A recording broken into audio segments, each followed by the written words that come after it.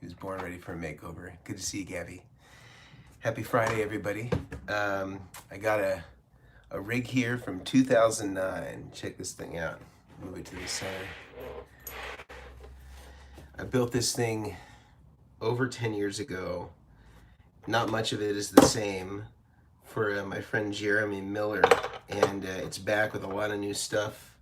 So this is literally ground zero for this pedalboard rig. Lots of stuff on it. We're really gonna have to strip this thing down and really start over from the beginning.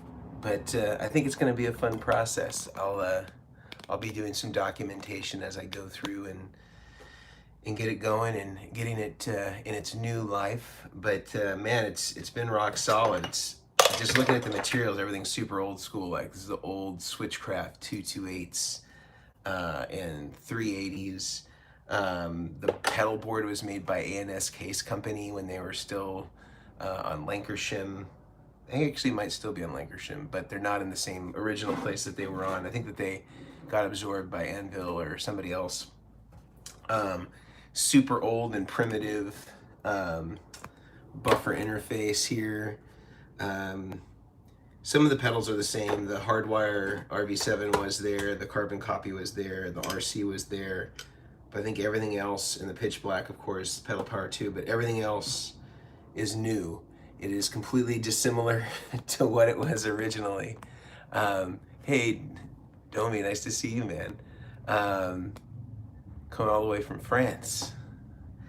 So we're gonna strip this thing down and start from ground zero. And if you have questions as we go, you can of course chime in, and we'll stop periodically to go through those. And if you're watching this later, you can of course put your questions in the comments and get to those over the weekend or at some point next week, and kind of talk through what's going to happen here. And if you got your rig questions, you got whatever's going on, just come and chime in. Got lots of people here. I noticed some Patreon folks. Nice to see you all. Let's go back to the rig. All right, so I'm thinking order-wise, and chime in here if you have any thoughts on this in terms of the order. I'm thinking we're gonna go into the buffer, to the tuner. Tuner is then gonna go waffle, which is basically a wah pedal that's fixed position. Then I think from there, we're gonna go to the RC booster. Actually, you know what? I take that back. I think RC booster is gonna go a little later for us. I think we're gonna go like this: phaser, flanger. Then I think we're gonna go RC booster. Then I'm gonna go rock box, boiling point, and JHS. I don't know what this JHS pedal is called, but something with a shotgun on it. Double barrel, maybe. That sounds right. Chime in if you know what this pedal's called. So I think we're gonna go here on the front row. That looks like there's roughly enough space. I'll walk you through my process to make sure there's enough space. I think that looks like a good first row. And then after that, I think we're gonna go EP booster. So we're gonna have like one boost before gain, and then one boost after gain. And then I think I'm gonna go Eddie Van Halen chorus. Probably doesn't need to go minus 50 input, but we'll see. And then I'll go Eddie Van Halen chorus, stereo out into the micro pitch, stereo out into, actually, I lied about that too. Sorry, folks. We got to get the delay earlier in the chain.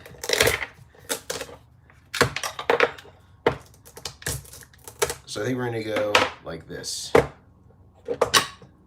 EP boosters, then going to feed carbon copy, second row. EVH, stereo out into eventide or micro pitch to kind of do the harmonizer thing, and then stereo reverb. And then we're going to change this box up for stereo output buffers. So we can have that stereo out. We're going to have to change this power supply for sure, because this will not handle all the stuff on here. But I'm thinking that this is the direction that we're going to go. Any objections, speak now. or forever hold your peace. I think that that's what we're going to do here for the sequencing. I'm thinking that's probably the right move. If anybody has anything they want to interject, we can. But this is a good opportunity to show you one thing that we are going to be switching up is we have our new individual risers. So some people, like in the old days, and still in today's pedal boards, I think some builders do this often still. I don't do it so often, but in the old days, people just used to use wood blocks to rise up pedals, and they would laminate them, you know, with just like the pedal board laminate on one side, and then you would apply the Velcro to it. Well, we have our own, and our friends over at Fixed Pedal Boards basically made us a custom version, and so it's of course much lighter weight comparatively to the wood. It rises up the pedal, individual pedal, but it gives us a channel to have cable routing underneath this way, and gives us a channel going this direction, so we can have cables coming from either direction, super lightweight. We have little panels now for Velcro. On the production ones, they won't have these holes because they're really not made to be mounted. I suppose you could mount them if you wanted to, but really this is designed for Velcro. And so I think we're going to be outfitting Jeremy's rig with some of these prototype ones because, you know, and we make them for all different sizes. Like this would be more appropriate for the Eventide size, but we have them for all the kind of common size pedals. And so I think we're going to be doing that with all the second rows. I don't think I have a bridge that will work for this, but I'll look. Let's see, I have a couple here.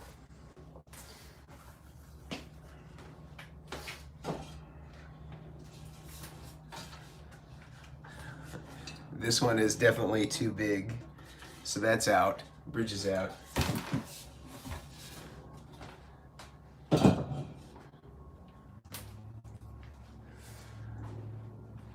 I think we're just gonna stick old school on this one. We're gonna stick old school. Go back down to the board. We're gonna stick old school with these.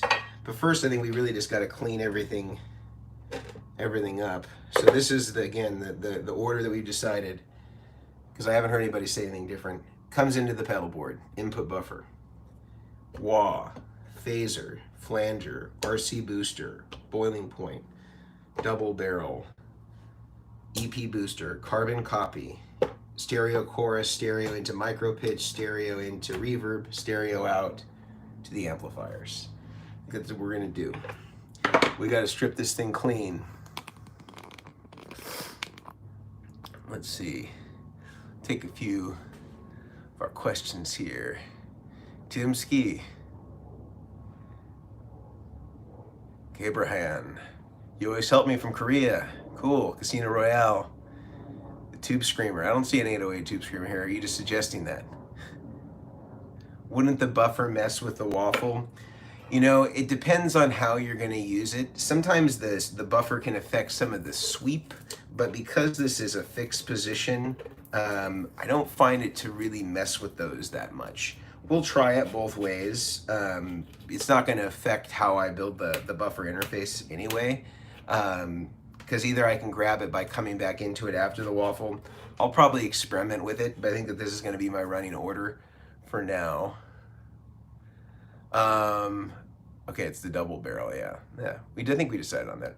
Rocktron Huss noise reduction pedal. I would not use one of those unless you really need noise reduction. Is there a correct place in the chain for the RC? I always have it on, so I figure earlier the better. I think it depends on where you want to do the tone shaping. Usually I don't like to use tone shaping boosts after things because I just want to add volume. I don't want to change the tone. So for stuff that's more tone shaping like an RC booster, I usually like it before the output. Or sorry, I like before the overdrives. And then I like something that's more linear, that's just output boost to be afterwards. Or how do I avoid messing up my new Boss tone bender?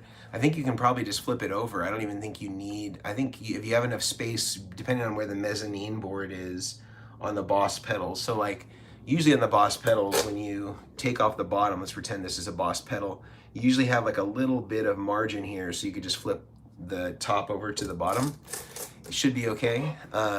If the mezzanine board is in the way, then there's companies that make replacement bottoms for Boss pedals, and so you can just swap it out.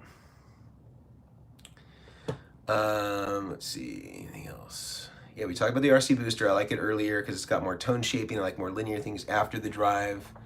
Um, what about the EP booster at the end? Well, because it's stereo and this is not stereo, it's not really going to help us there. We could put it, I mean, I guess you could put it after the delay pedal, but in the sequencing of Echoplex, the preamp would be before the delay still. So it's in the right order, doing it in the fashion that we have it here.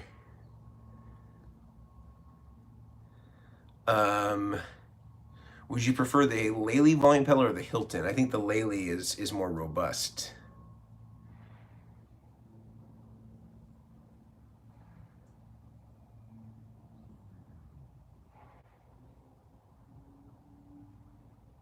Yeah, I think we're actually talking about the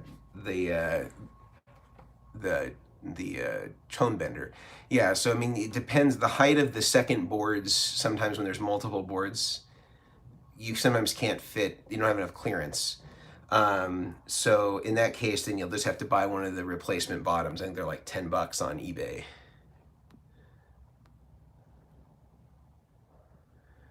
Okay, Rawl says, what would be a non-EQ shape boost? I mean, the Vertex boost is the most linear. It's the best, no color, just output only, no change in tone. That one right here. Vertex boost. And it's roughly, it's actually on a pedal board, it's smaller than an RC booster because the RC booster, once you put jacks in it,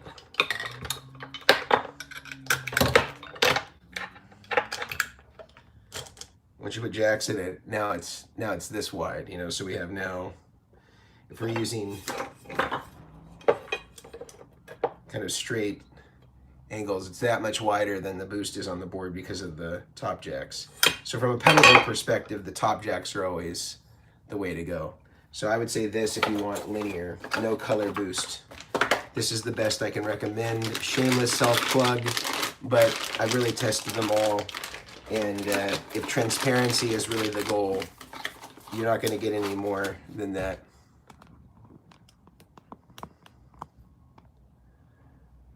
And yes, it's the one that Robin Ford uses.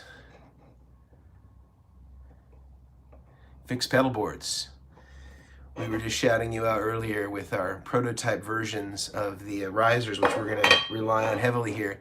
But let me get to some cleaning. This is going to be a lot of Goo Gone and maybe some adhesive stripper. All this stuff has been on here for over a decade.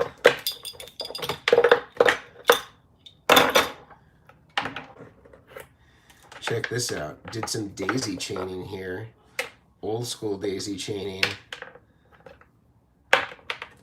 Oh yeah.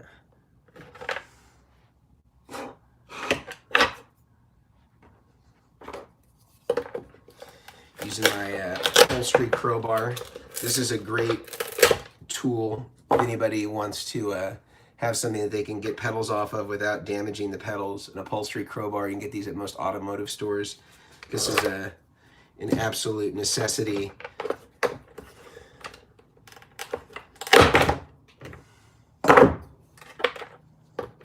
Because this dual lock really keeps it on there.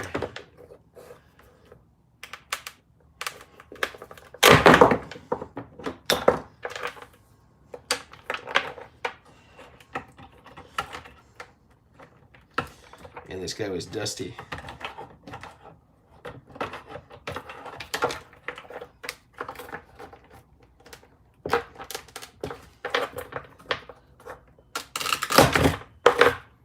Pedal power 2.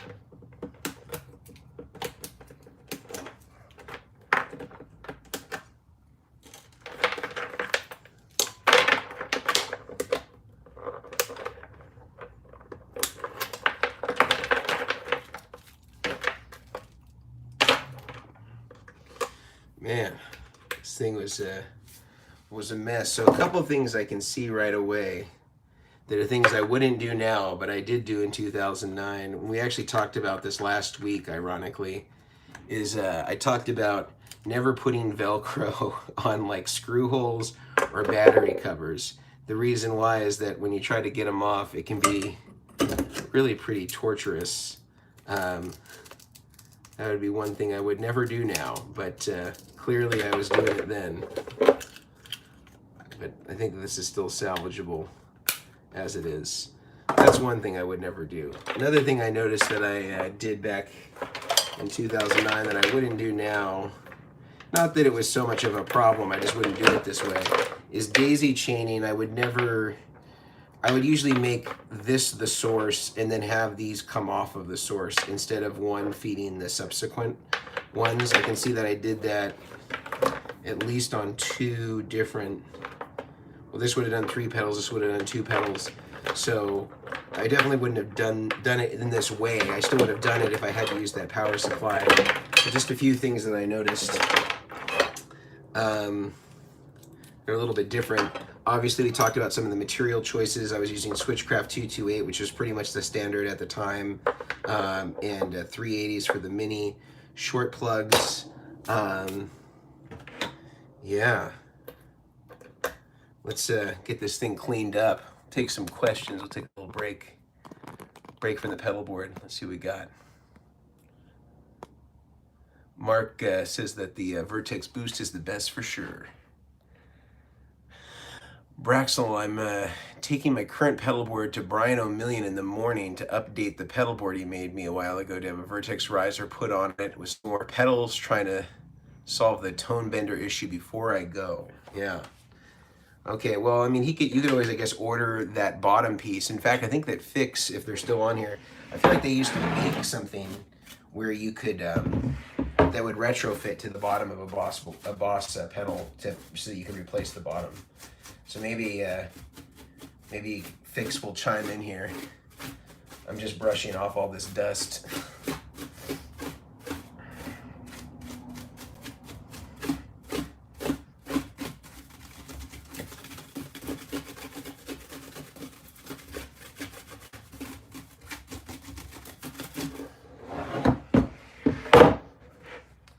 Oh yeah. Joel, do you have any insight as to why every worship player has an insane board?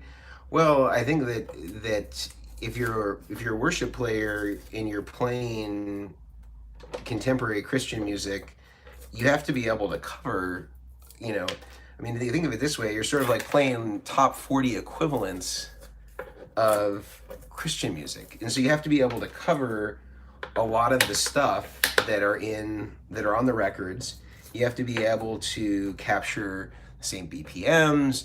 A lot of churches will do pretty faithful reproductions. In the worship teams will try to do faithful reproductions.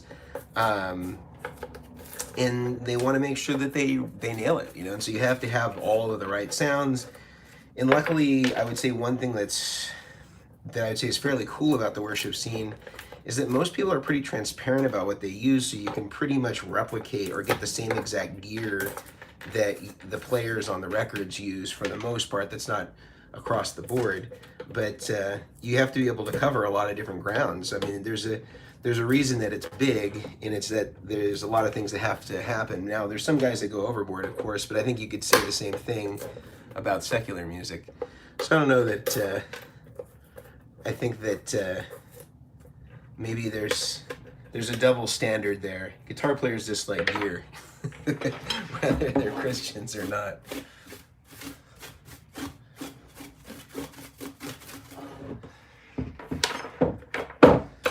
The real question is, what board would Jesus have? A humble carpenter? He'd probably be using Dan Electro.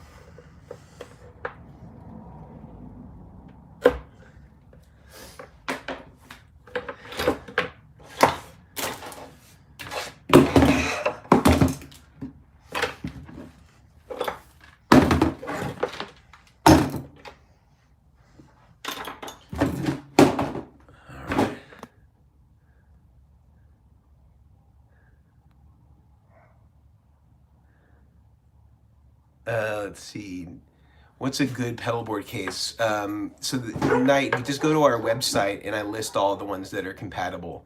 You go to the Vertex Effects website, you go to the pedal boards. For each pedal board, there's a link in the compatible cases. I haven't memorized all the numbers of all the different ones that are out there, so I would look there.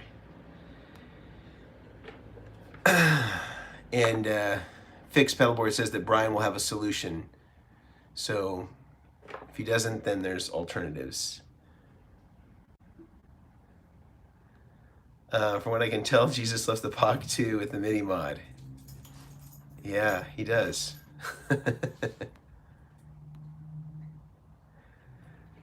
Let's see. Any thoughts? I thought you had new risers and boards coming out. We do. We do have new risers and boards coming out, and they should be at Sweetwater shortly. So you should definitely be talking with your sales engineer if you're going to be getting one of the Mark II pedal boards, because they should be there very shortly. And you want to make sure you're one of the first people to get them. So please do, if you are interested in getting one of the Mark II pedal boards, you got to talk to your sales engineer, and they can get you ready on the wait list. So as soon as they hit, they'll be shipped to you right away. And then the buffer interfaces will be shortly behind those, but they can be added anytime.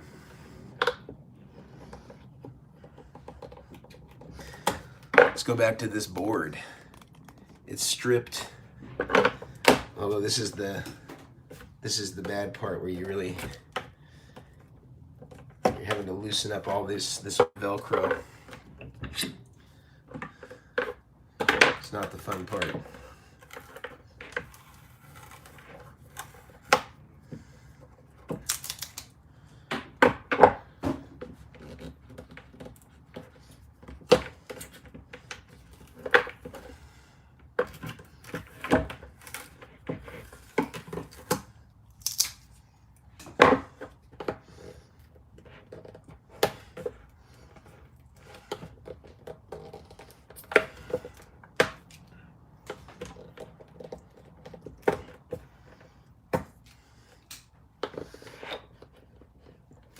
These crowbars are so handy. If you don't have an upholstery crowbar, do yourself a favor. I think I got this one at Craig & Auto Parts. I've had it for over 10 years.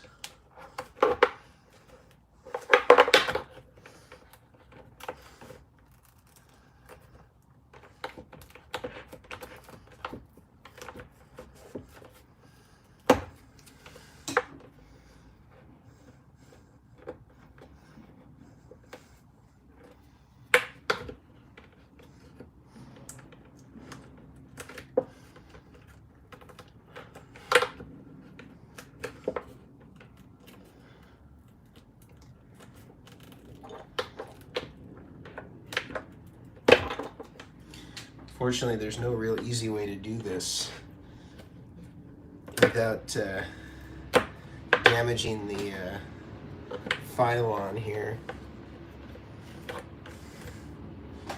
It's gotta just be old school elbow grease.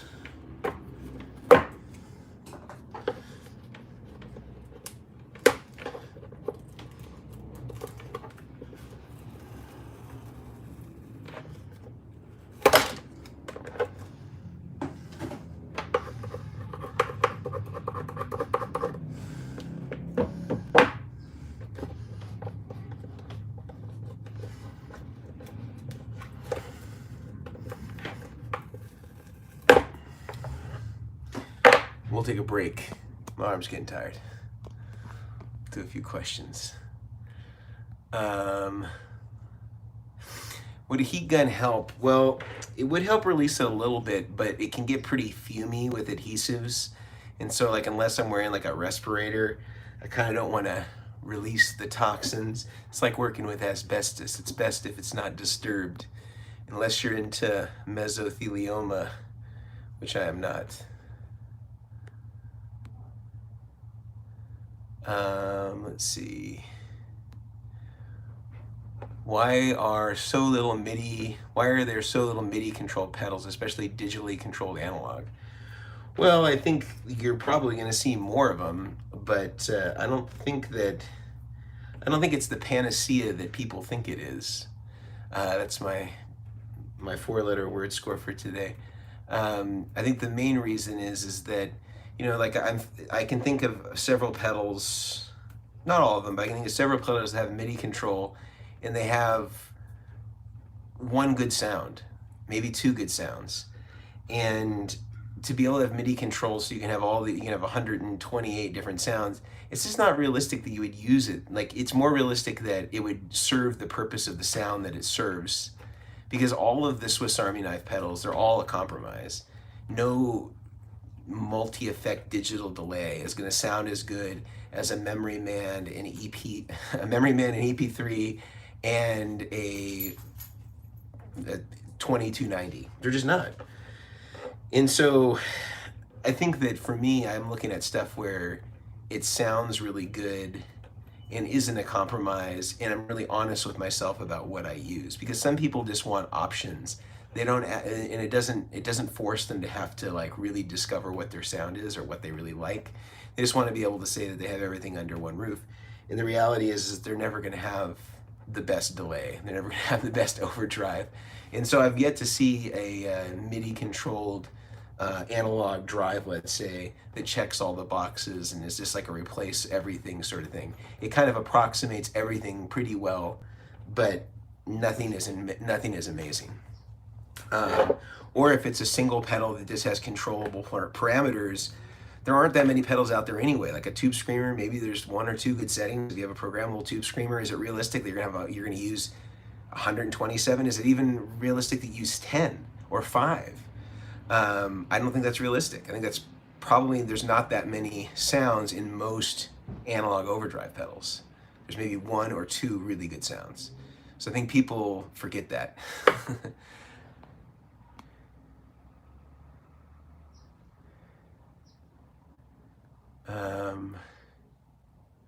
My pedalboard is an Ernie Ball volume pedal and a Vox Wah.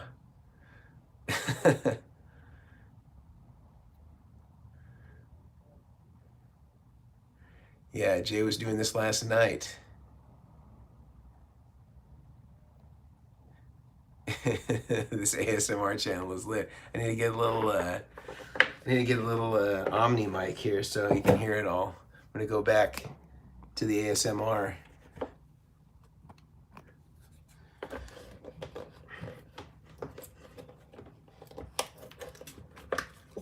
Can you hear that?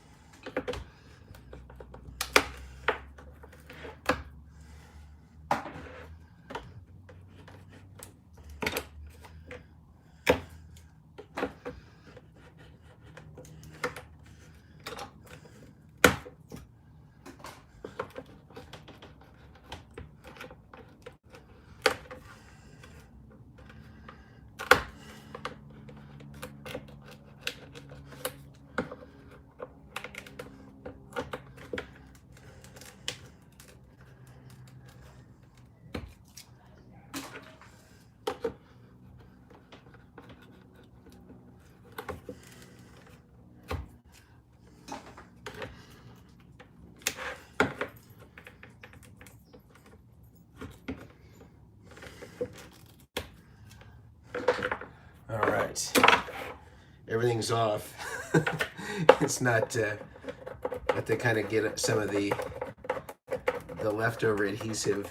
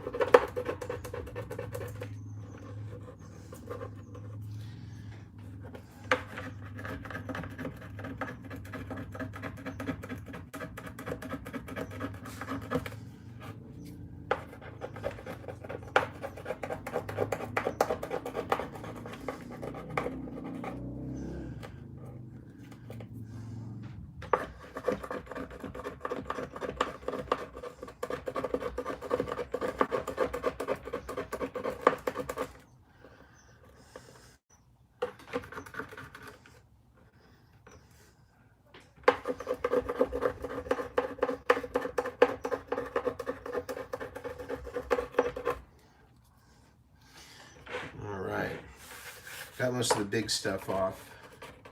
Some of these little guys might need to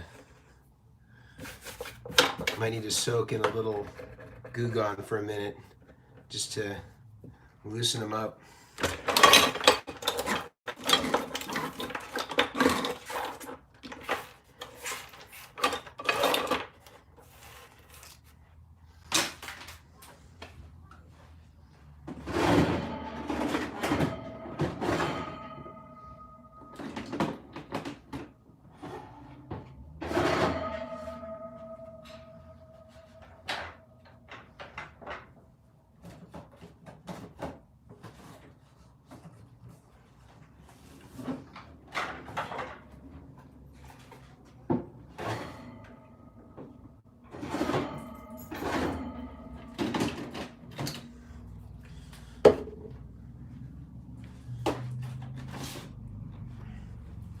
Put a little nail polish remover actually on some of these.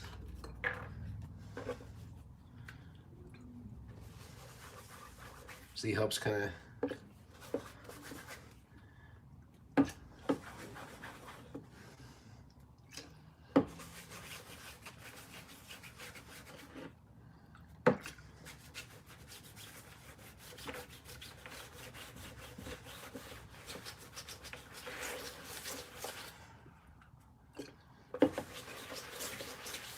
you can see how dirty this thing was.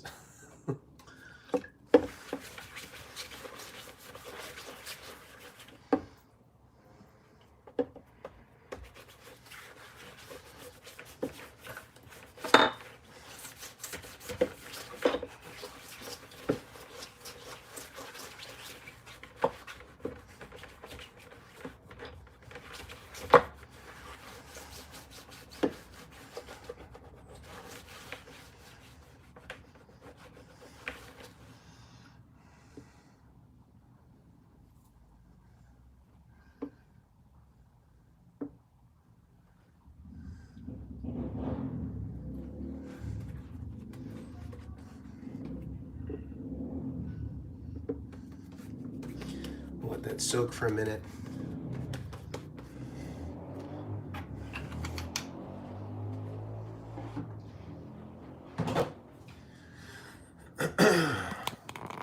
I'll let that soak. Looks like Zeke's found something. What'd you get back there, Zeke?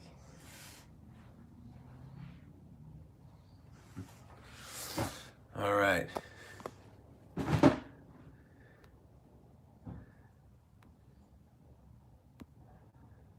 All right, let's see. Total Evo, is the collider still the best option for a multi-effect delay and reverb? After the reverb video, I almost always play praise and worship music. Yeah, I think that it's great. I think the only downside of the collider is that it doesn't have a digital display, and so for people that need locked-in BPMs and stuff like that, it's a little harder to do. What do you got going on there, Zeke?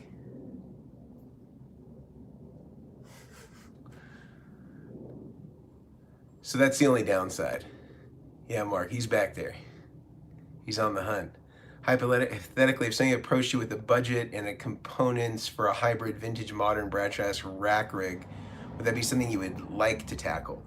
I don't know if it would be something that I would like to tackle, because this is just kind of things that I do in my spare time. I don't have a full-time job. My income is not dependent upon doing this. I just kind of do it when I feel like it. And much to other people's chagrin, poor Bradford Mitchell has been waiting forever. Yeah, we're going to start offering, we start offering some of these services through the rigdr.com. So you can always hit us with the proposal, and we can, and I probably wouldn't be the one doing it. But we're going to start offering that. Garage spring reverb. Does Velcro really mess up your pedals on the bottom when you're taking it off? No, not typically. I mean, sometimes it might remove the stickers or something like that, but it won't damage the paint in most cases. Theo, just want to ask, how do I put my preamp pedal at the effects loop return of my amp? And if I also want reverb and delay pedal in my effects loop, well, you should make sure that your preamp pedal can actually sound good driving a power amp is the first thing. But if it's really designed to do that, then you would just put the delay and reverb after it. That's how I would do it. Nail polish remover is good. You just have to be careful if you're going to be using it with a material. Like I wouldn't use this on paint. I wouldn't use nail polish remover because it could damage the paint. But on this this is basically countertop surface, Phylon or Formica, are these types of countertop surfaces. These don't have an issue with that. So I can put that on here and it won't damage it. If this were a metal surface, I would have to use Goo Gone because it would damage the paint and make it at worst eat through the paint. At best, make the paint a little bit cloudy in the areas where I'd applied the nail polish remover. So I try to stay away from it on metal surfaces. WD-40 could also work. I mean, really anything that could, any sort of like paint thinner could work. I mean, any sort of oil, honestly. Like you'd put grapeseed or olive oil on here, and that would help take off the adhesive. It's actually coming off pretty easy now. I'm just kind of scraping at it just slightly, and it's just coming right off. So it seems like it's now pretty easy. You just got to give it a minute to kind of work its way in. All right. You loving the pedals you see. I can literally hear the type of tones I would coach out of those pedals. You're a motorcycle where, well, the street is close by. I live in a pretty urban neighborhood, so there's definitely traffic. Best headphone rig for practice. I don't know if I have an amazing headphone recommendation, but I really like the stuff that Blue Microphones has. I use their headphones a lot. Can you still program a collider with Midi through? Yeah, it's all Midi. Yeah, no problem. Midi in and Midi through. If I had Velcro on the back of a King of Tone over the painted words and also the dry bell Univibe, how would I take it off without ruining it? Well, you could try doing the heat gun to help release it a little bit. That would probably help. But there's no guarantee. I mean, depending on how they're doing their silk screening or whether it's laser etched, I don't know how they're doing theirs. Sometimes just cheaper silk screen, even if you did everything right, could still pull up off of the paint. You know, they're not painting Mercedes when they make a guitar pedal. Your dog is fast. Yeah, I think there's a dog that lives on the other side of that fence. So sometimes, they send each other P-mails through the fence post. So it could be that they're having a standoff. Have you come across WBC cables on Amazon? No, I don't even know. I don't know what they are. Not familiar.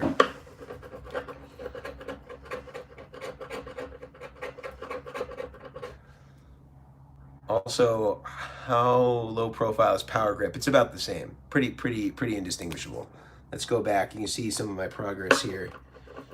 I have a really dull flathead screwdriver that I almost exclusively use for scraping adhesive off of surfaces without scratching them.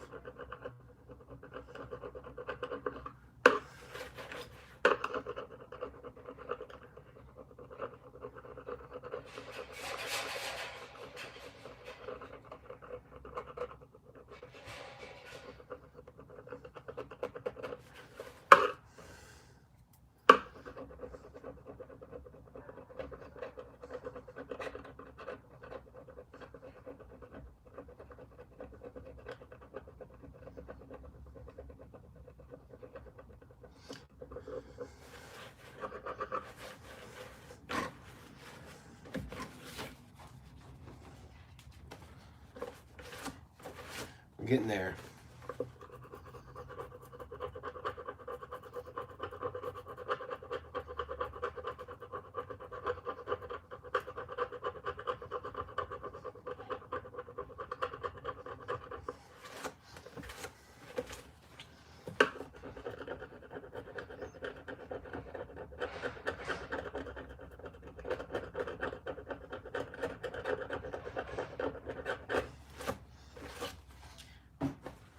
tedious getting it back to neutral.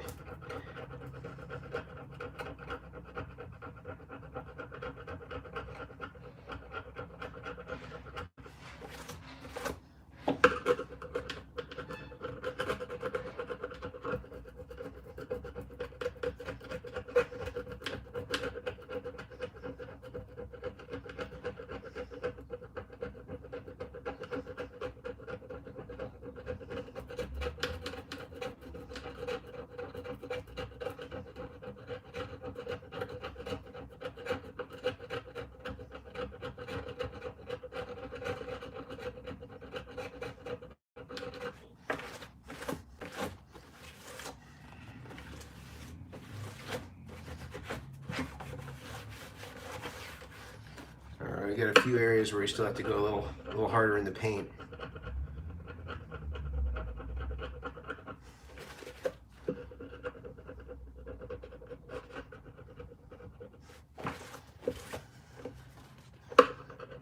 Just want to get as much of it off as I can before I go with another round.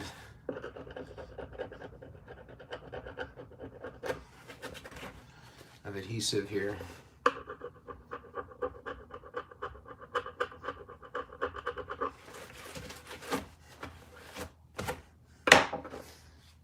See, because there's some back here. No?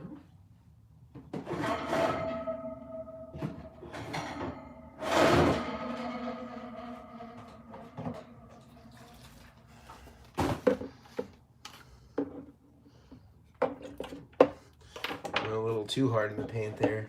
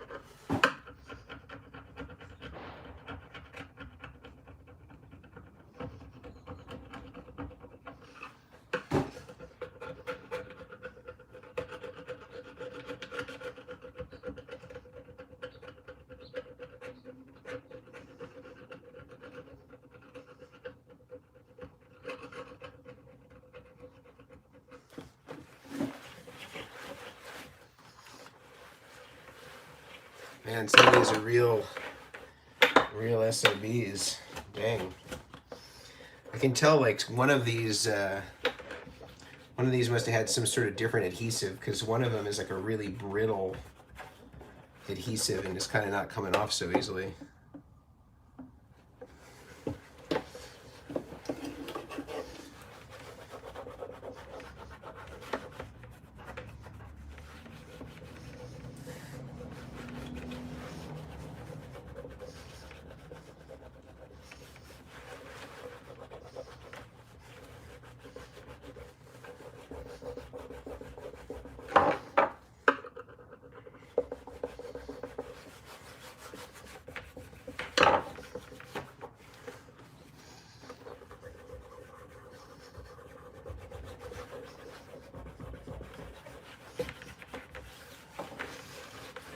All right, I feel like that's gonna be pretty dang clean.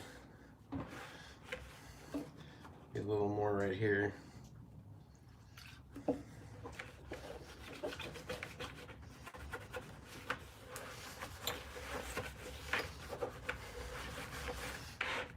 All right. think we got a good clean surface to start on. Let's go back up. I'm sure that was literally like watching paint dry. Let's see.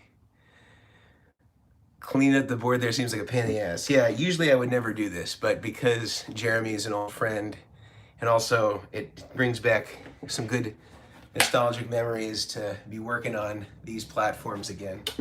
It's been a long time, so it's kind of a fun meditative experience. They are using Mogami cables and Neutrik connections for a much cheaper price. I mean, hopefully the quality of the work is good, Fez, because there's like a finite cost to Mogami cable and plugs.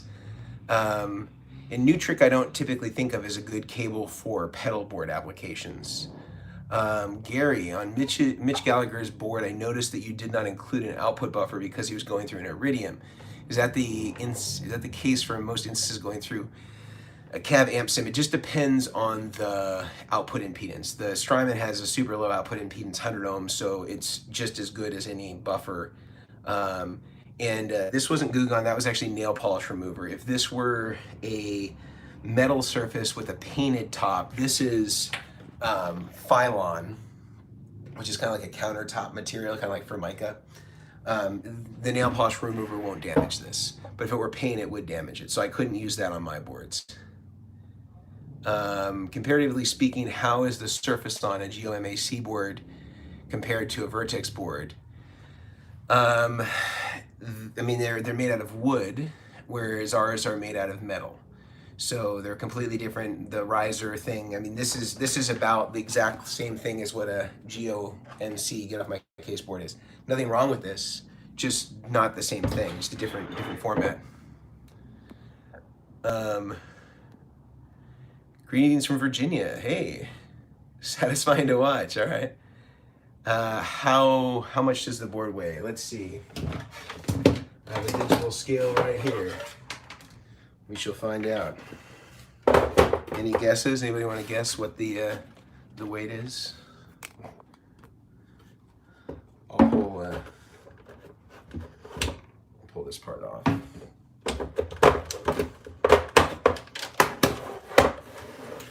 All right, so we're going to tear it at 0.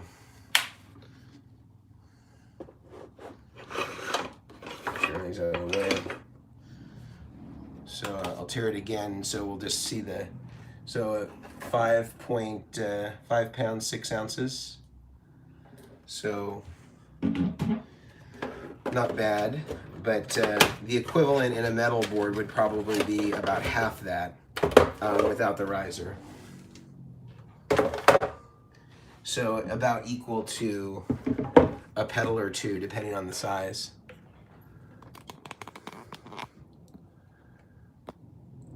Let's see. Avi, Lahaina Custom Guitars. Thanks for, Avi's got a cool little guitar situation going over in Maui. I didn't get a chance to get out there when I was over there this summer, but I'll be back, Avi. We'll link up one of these times. Let's see. So we got the board weight. Rob, do you think the buffer in the Polytune 3 is good enough if I have a first in the chain and then the Bonafide at the end? Yeah, I think that's fine. It's totally fine. David Lopez, what's up? Nick B. About to build a new board this weekend. We'll be using 3/4 birch plywood. I'm pretty sure that that's what this is. You can kind of tell from the bottom, and then it's laminated on the top. Sometimes people will use ABS on the bottom. Yeah. All right, well, let's see what we got again here. So we talked about our routing. Let me straighten this out slightly. Straighten this out here.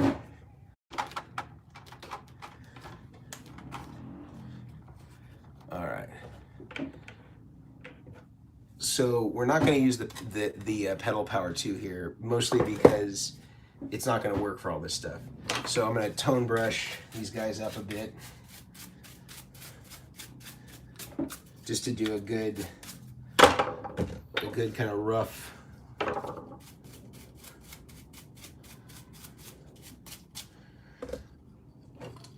rough cleaning job. We'll do a more thorough before we get back to things.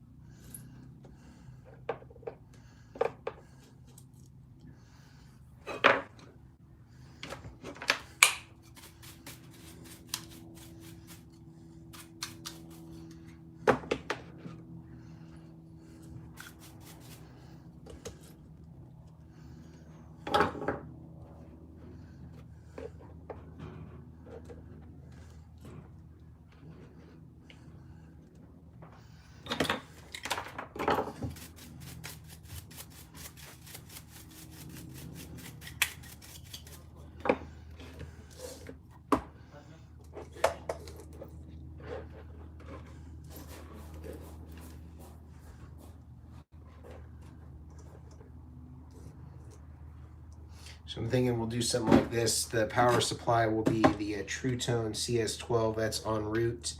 That'll be living behind. That is going to give us some extra room up here.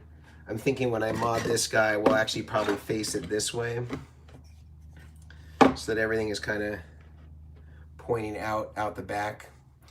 And I might ask Pitch to Jeremy the idea of maybe adding a pedal or two here if he wants to. It'd definitely be the time to do it before everything goes together.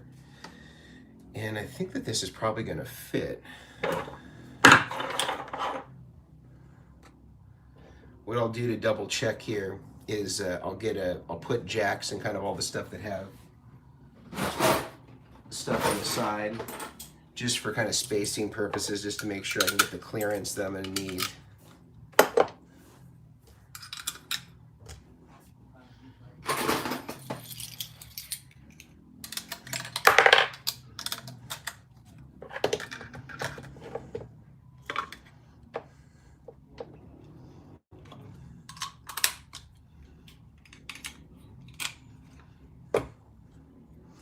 Might be a little tighter than I thought.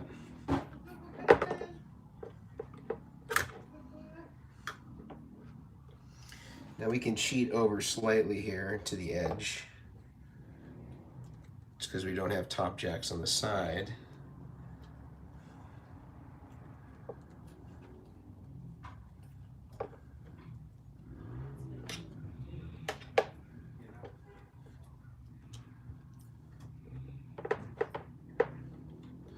I think that looks pretty good for the front row.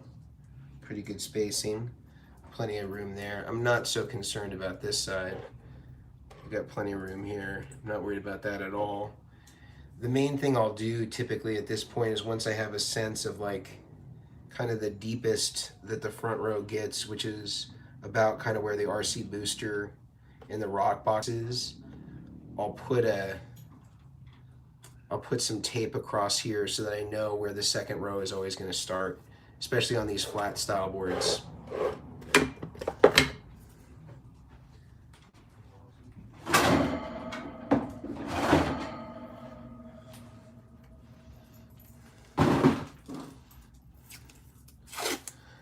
And what I'll do is I'll make a measurement of kind of roughly where that is, which is about 5 inches. So I'll hit 5 inches on a couple of places.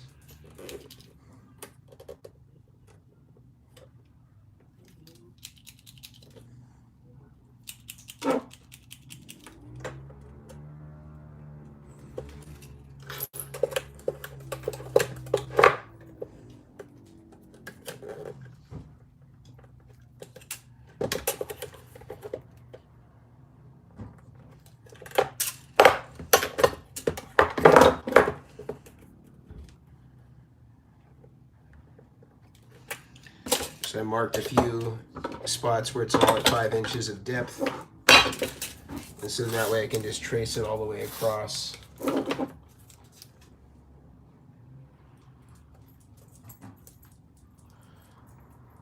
Although I don't see where my first one went. I'll have to redraw that first one.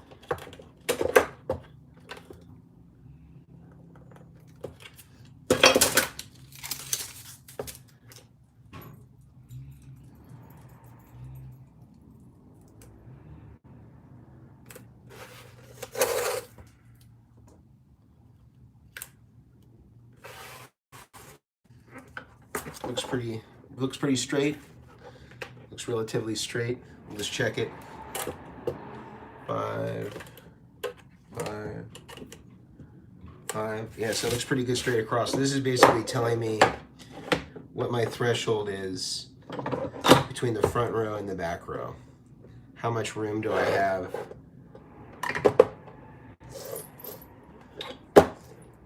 between front and back? So that's going to help me keep my routing lines really straight as this is coming together.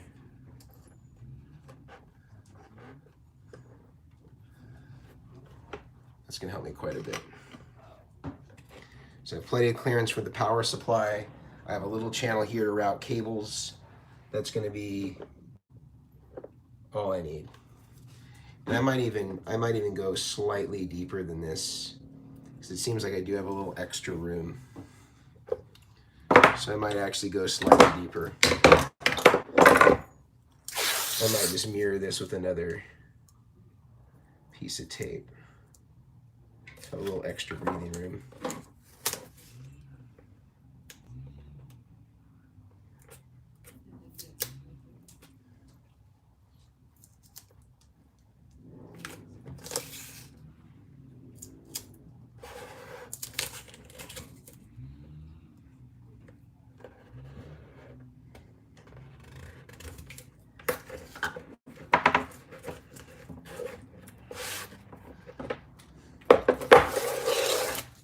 Let's just see how that looks as a comparison point. Do I still have the...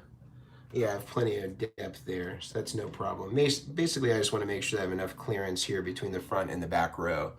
That's the main reason why I'm taping this out and just making sure that I got exactly what I need. So this is giving me my flat surface, and what I'll start doing at this point is I'll take my mechanical pencil, and I'll usually start with the corners first.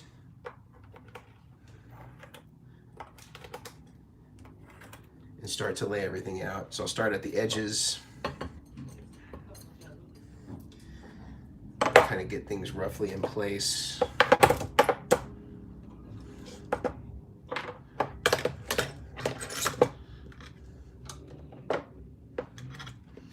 Actually, I have to erase this because I have to cheat over a little bit. Forgot about that. That we weren't right to the edge.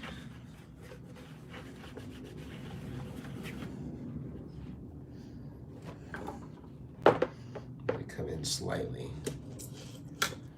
Get everything in place with the jacks in there.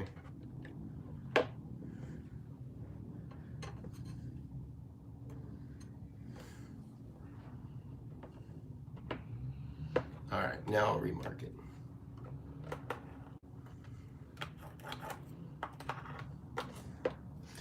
Start in the corners.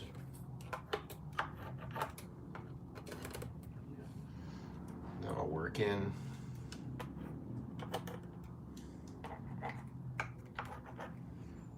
And the mechanical pencils are easier because they erase pretty easy, and then also they can get in a little tighter spaces.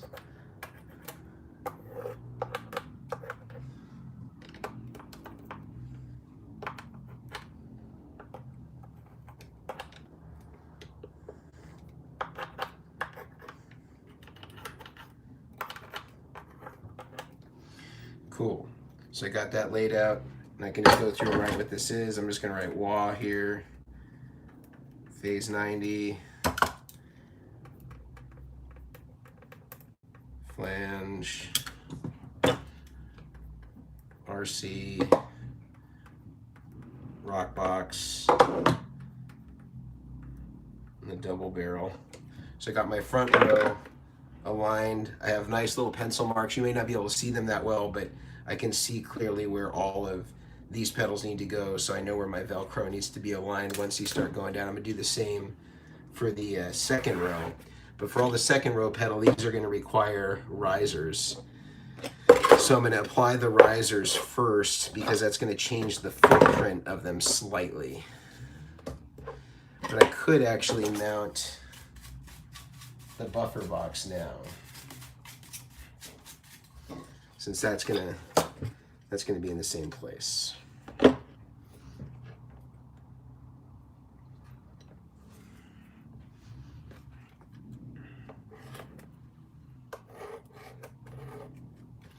I'm just gonna put buffer here. All right, so this is what we got. So let's find the, do some go fish. Let's see, now it's too big. All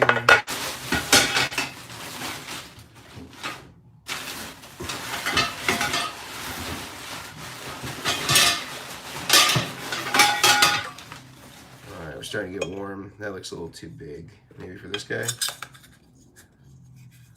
That will work for this guy.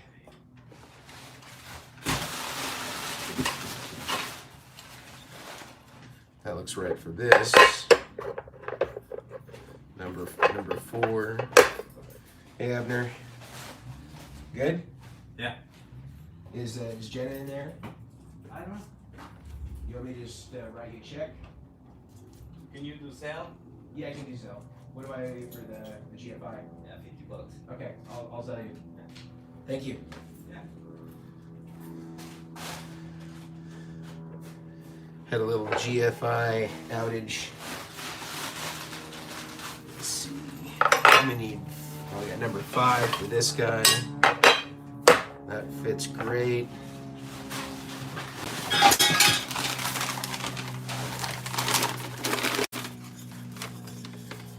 Number 2 might be 2, that's too big.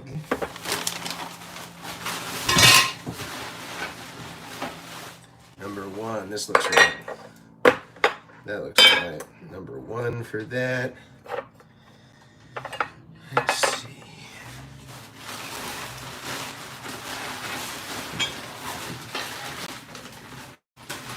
We'll do another number 1 on the RC booster since I don't have anything that small.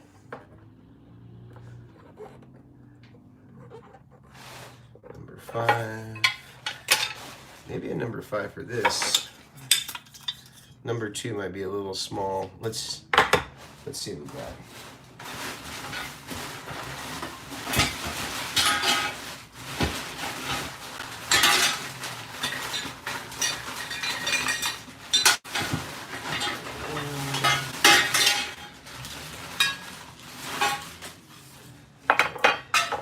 That's way too big. I think we're gonna go number 2 on that one. Number 5 seems too big. I think that seems appropriate. This just seems way too big.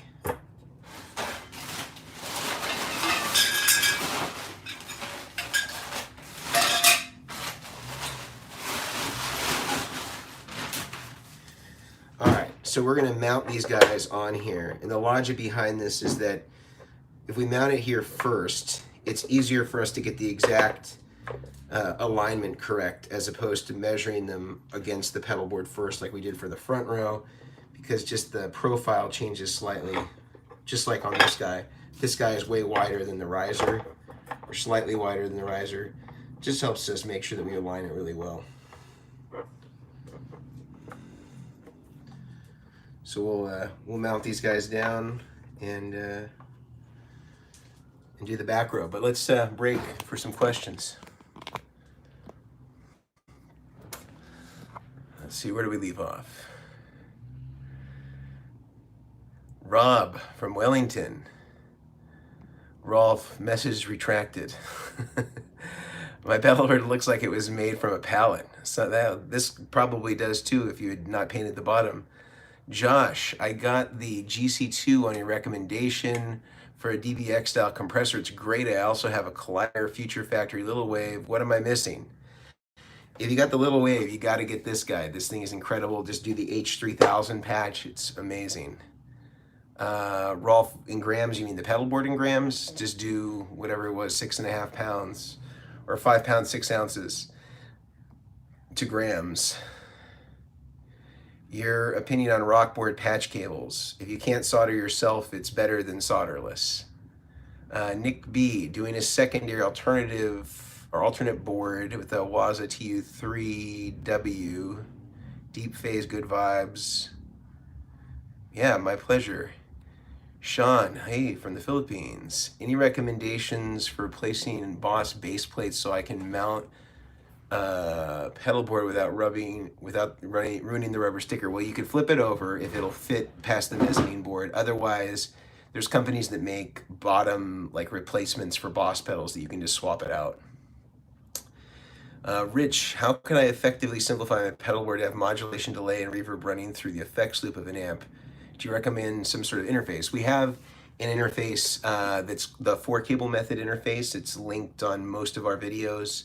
There's a template for drilling, there's a template for wiring, and a bill of materials. I would check that out. And it'll allow you to go in front of an amp or in the effects loop with your wet effects. What do you recommend for a tuner? My favorites, I like the Sonic Research. They also have a mini version of this. This is really good. If you need a buffer in it, either the Polytune or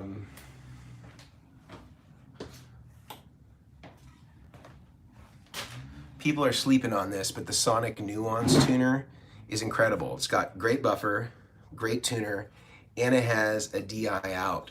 So you can basically reamp the guitar if you're recording with it anytime you want. It takes 9 to 18 volts, or you can actually do it through phantom power. This thing is a great tuner.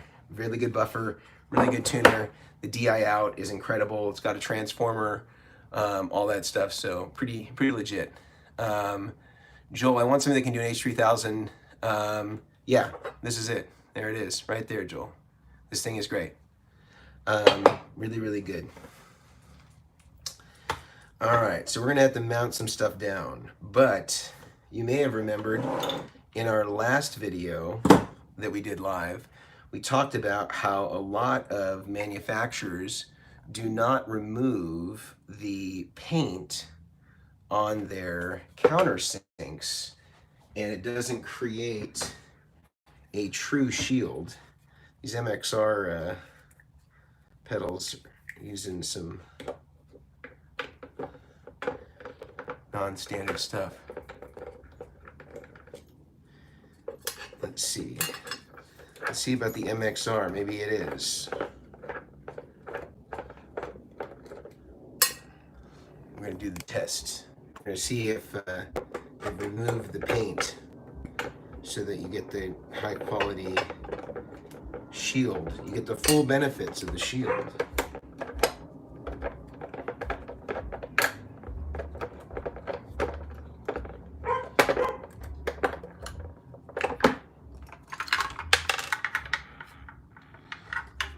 Okay.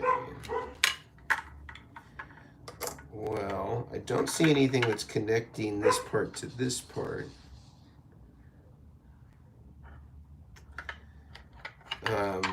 So yeah, we'll Dremel out. We'll Dremel out a bit. Now I talked about last time that you could do the battery clip thing. I mean, these are pretty easy because you could just disconnect the battery clip like this if you wanted to, although it's already trapped in this, so I don't think there's much of a risk of you doing that, but I'll just remove it because there's no need to use it in this particular circumstance. It's going to be just living permanently on the board, and if somebody wanted to, they could always just go back and plug it back in. All right, so let's solve this problem. Easy.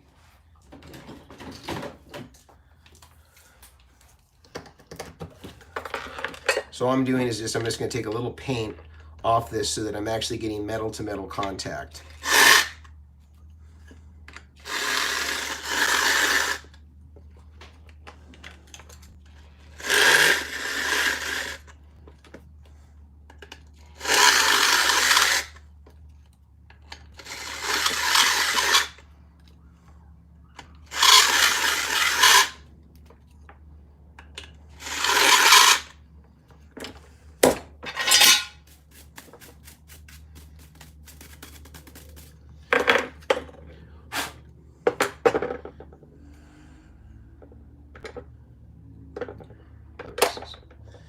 right, so I'm getting my metal to metal contact.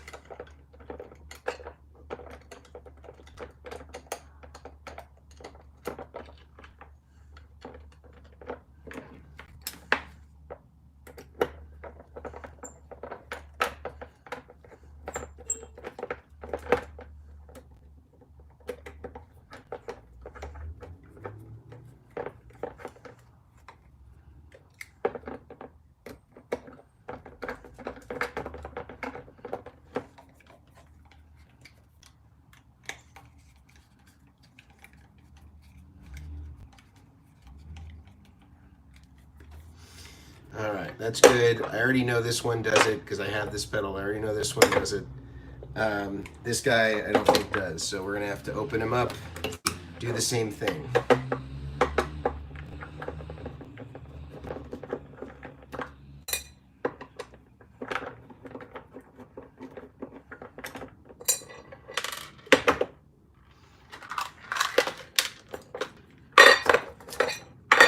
And this one doesn't either. So we're gonna have to take this out. This Velcro actually doesn't look like it's holding up too well, so we'll just change that out too.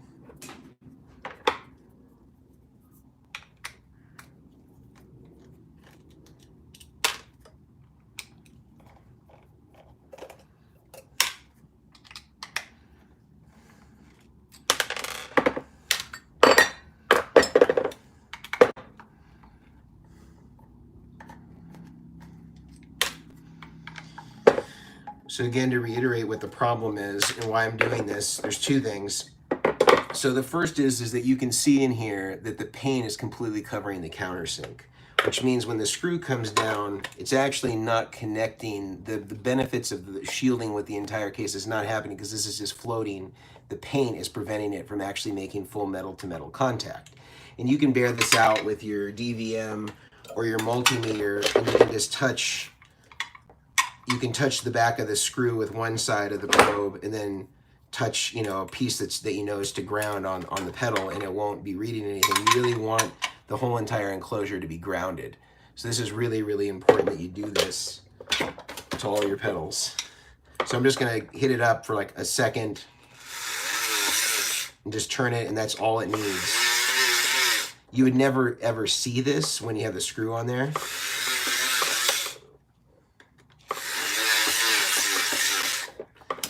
But it's going to remove the paint and so that you get the full benefits of the shield. The other thing I'm going to do is I'm going to heat shrink the battery clip just because we don't want that to rattle around and have any risk to short to something.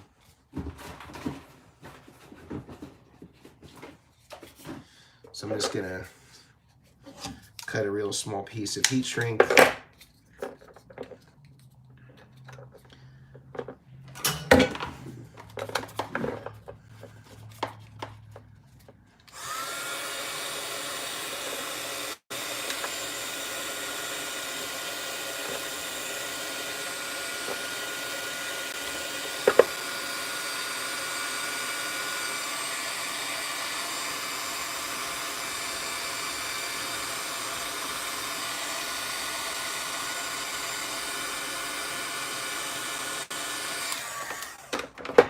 I'm just gonna cut off the excess. This is just preventing it from shorting out to anything. You could just as easily use any sort of electrical tape on this, and it would do the same thing. It's just a little cleaner if it's the heat shrink, so that's why I did it.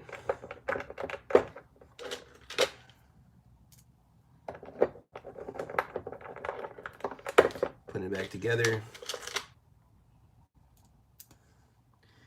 And as you can see, once the screws are back on here, you can't ever tell that I ever removed any of the paint. It's just making sure that the bottom plate is getting full connection with the top.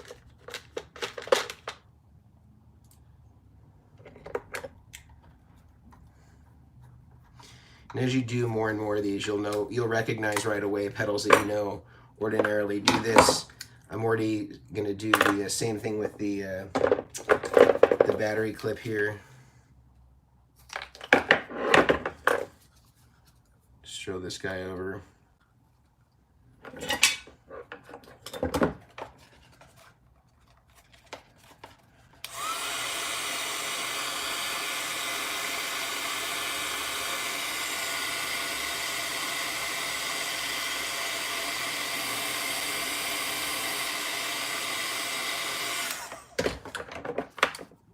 excess was cut off. And then this guys need to get the paint removed.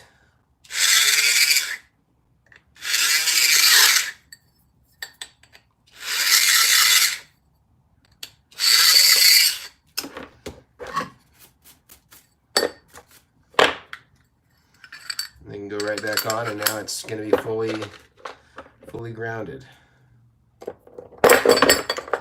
As long as I put it back together.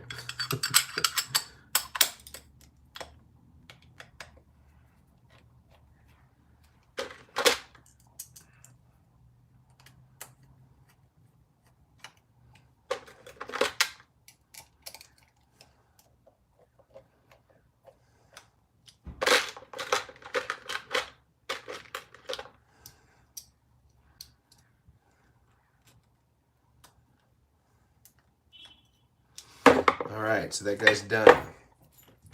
I know these two are good. I did these guys. We'll put Velcro on this back row, and then we'll move to the front row.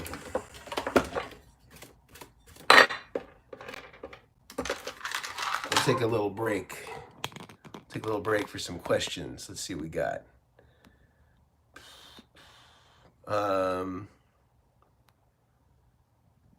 Total Evo, any future simplifier inspired rigs? We already have an Iridium, a Line 6. Nothing in the books. Devin Doherty. PBC 6X has solved many problems. I'm so glad. Advice on multi-channel overdrive pedals, wired to switchers. Well, some of them have TRS jacks so that you can split the two circuits. And if they don't have that, then you either have to modify the pedal or get two of the pedals. Hey Scott, why drill the holes? Do you mean Dremel the holes? And I walked you through it so that it grounds both sides of the enclosure, because a lot of times if the paint, again, is covering those countersinks, you're actually not, there's no electrical contact at the bottom covering the other side of the pedal. So this is all just floating on the bottom. You're not really getting the full shield here. So that's why we do it. Dr. Mason wanted in the ER. Does the Eventide do the Michael Thompson delay? Well, he doesn't use it for delay. He uses it for pitch. So it does the pitch thing though. Are the SP compressors Dynacomp or other Ross style, or are these SP compressors? I think that they're kind of more like a Ross. I mean, the Dynacomp's also kind of similar. Hey, Justin, Jeremy's brother in the house. That's whose pedalboard this is. Where's the heat shrink? Where is that heat shrink 9-volt sold? I mean, you can get heat shrink anywhere. I think that this is 3/4 inch, 3-to-1 ratio shrink. So that's what I'm using.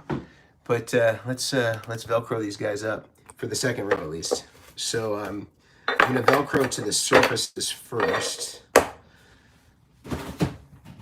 And I'm going to use our Power Grip. This is our signature Velcro that you can get through the Rig DR website or at Sweetwater. It's just a better solution than 3M Dual Lock. It's clean. It goes on cleaner. You only need one density to really get good stick. And it comes off cleaner. It doesn't damage the pedals. I just think it's all around a better solution, and this is why we've transitioned to this fully. It's a great product. And typically when I'm lining up, I want to make sure I have a really clean surface for Velcro. All right, we're back. All right, here we go. So let's check this out.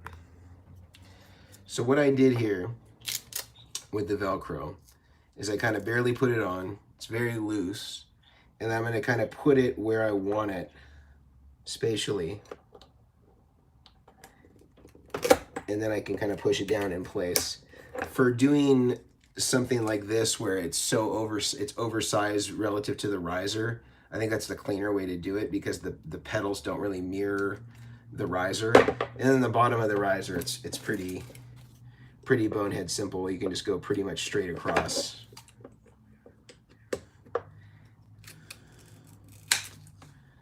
And I leave a little bit of room so it's not completely overlapping. You want like a little bit of clearance, maybe like a 1/16 of an inch from the edge, because otherwise you'll see kind of like those Velcro lines. It just won't look that pleasing.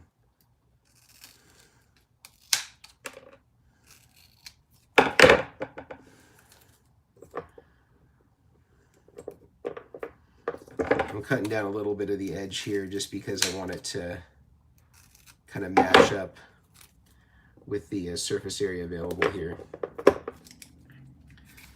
So that'll fit great. So that looks good. That's one down. Now the cool thing too about the power grip is that it's compatible with the original 3M dual lock. So if you have some pedals that have it and you want to transition to power grip, there's no consequence to doing that. I'm going to kind of follow the same routine here. I'm just going to kind of lightly press them on, strip off the adhesive, kind of line it up where I want it, and then just press down. I got a perfect placement. I'm going to do the same thing here. Not going to go all the way to the edge, just kind of close to the edge. I don't want to go over because it'll leave kind of a little bit of the coloration of the Velcro adhesive, which isn't. All right, we're back.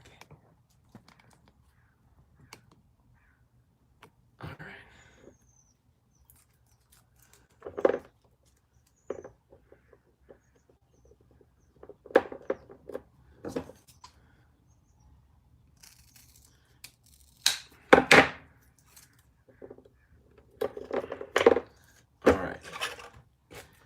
We are 2 down. Let's go to the carbon copy. Again, it's all compatible, so I don't have to worry about replacing any existing Velcro. If I'm using power grip and dual lock, they're all interchangeable.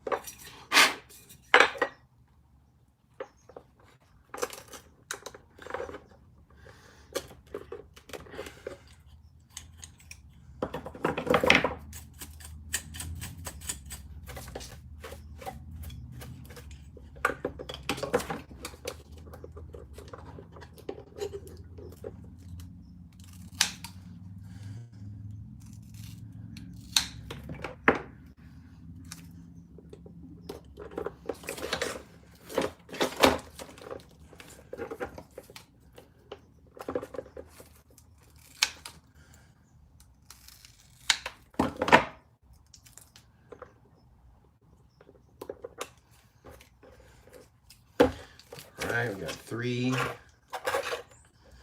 down. A couple more to go.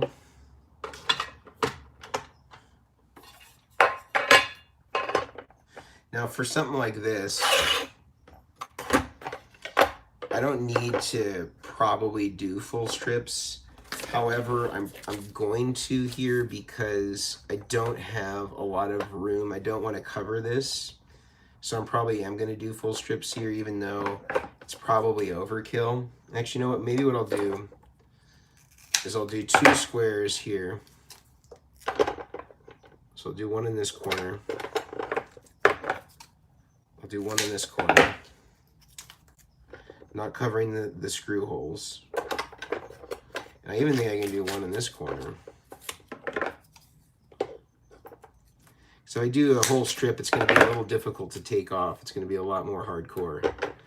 And this is going to be plenty. It's going to be plenty for what this is. And on this one, I'll just abbreviate down a little bit.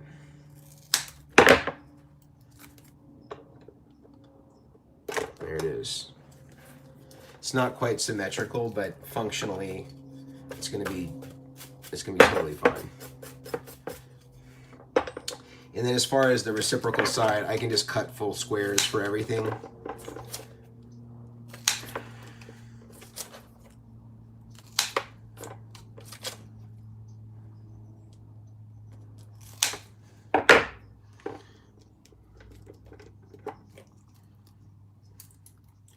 And do the same thing where you kind of barely press it on.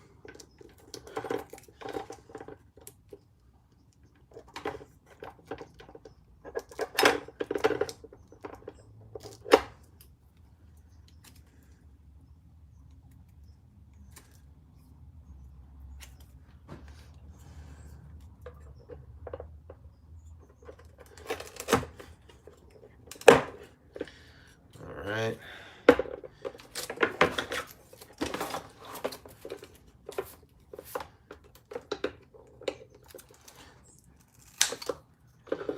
This one I am going to do strips.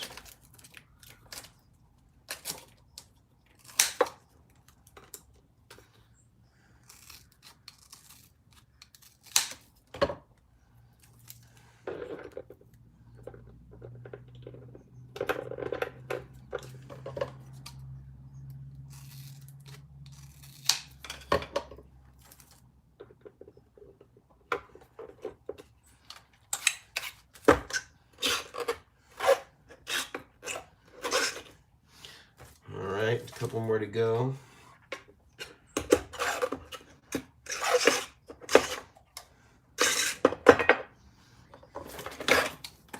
This one can just be squares in the corners. By the way, if you want to have a great Velcro shear, these guys have like a serrated edge, and these are really hardcore, just cut through Velcro like butter.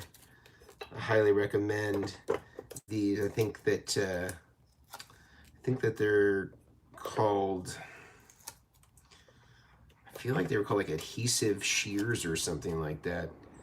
I got them on Amazon, but they're really great. I mean, you'll see them. I think I typed in like shears with serrated edges. And they're fantastic.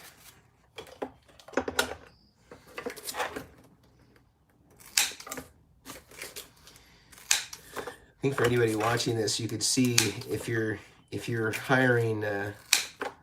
Not that I do rig builds for hire, because I pretty much just do them for YouTube content. But if somebody you're paying like a Brian O'Million or somebody who does this for a living, to do it right, it really does take a lot of time. Like to do it, you really want the guy that's going to take their time and do it right. You don't want the 99-cent buffet. You want the guy that's going to take his time.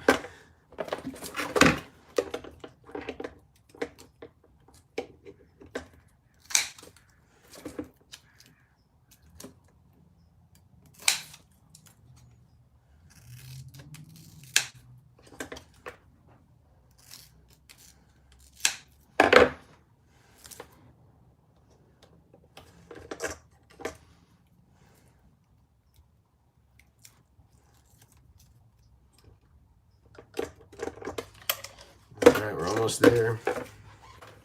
The back row.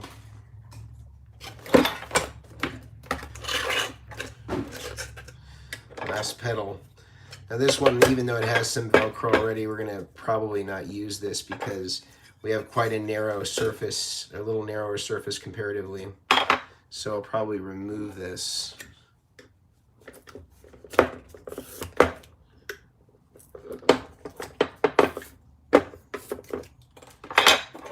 I might actually go opposite here, since this is smaller, and then kind of implant it here.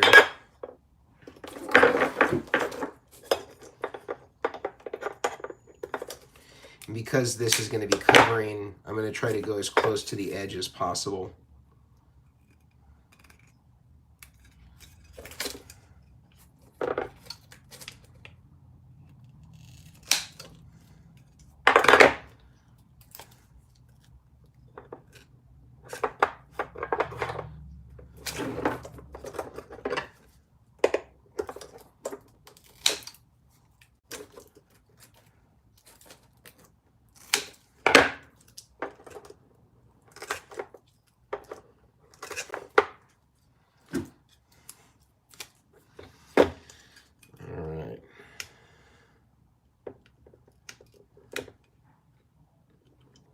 I'm going to kind of justify this more toward the front than the back.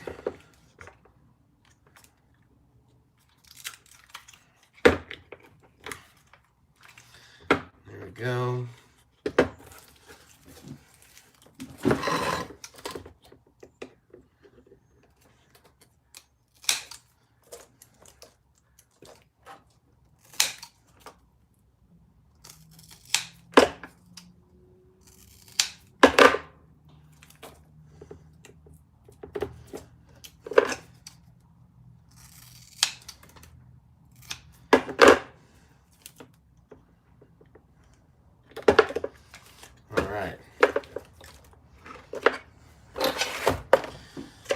I think we're looking good here. We're looking real good.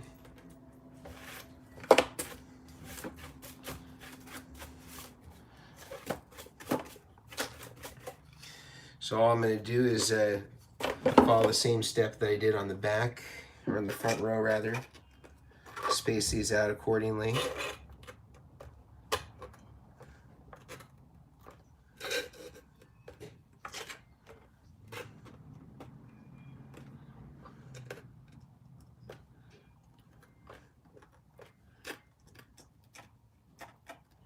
I'm going to take my mechanical pencil and I'm going to draw them in.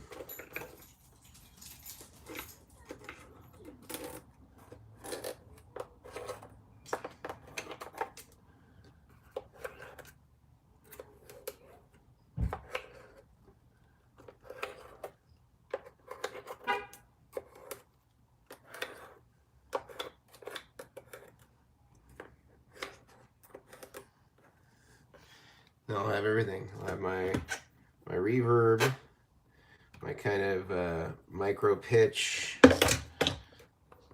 my chorus, my carbon copy, EP, and tuner. So I got everything here. So next step is going to be to Velcro all those.